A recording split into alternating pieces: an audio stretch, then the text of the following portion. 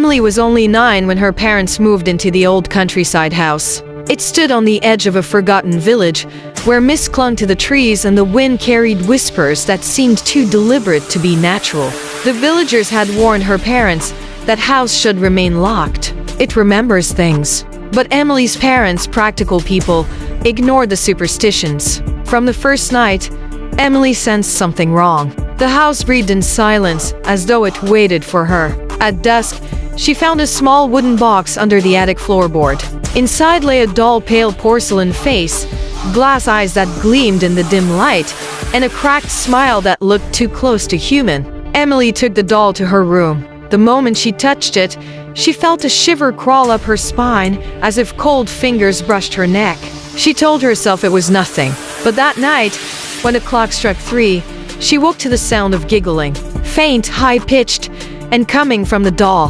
Her parents swore they heard nothing. They told her it was just dreams. But every night the laughter grew louder. Sometimes it whispered her name. Sometimes it cried. One night, Emily woke to find the doll standing upright on her desk, though she had left it lying down.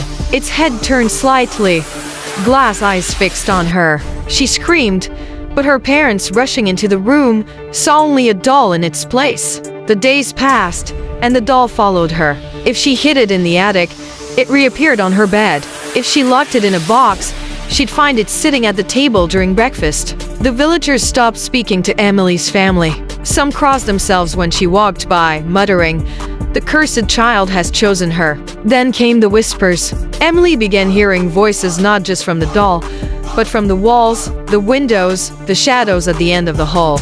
They called her to the attic night after night. One evening, unable to resist, she climbed the stairs.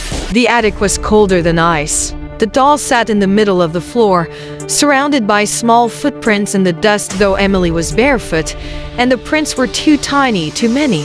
The doll tilted its head and in a voice that was not a child's whispered, "Play with us forever." The attic door slammed shut. Darkness swallowed the room.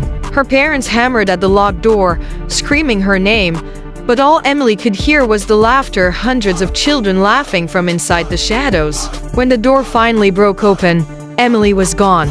Only the doll remained, smiling on the floor. The house stands empty now, but sometimes at 3 in the morning, villagers say they see a little girl's shadow in the window. And if you listen closely near the attic, you can hear children giggling, waiting for someone new to play.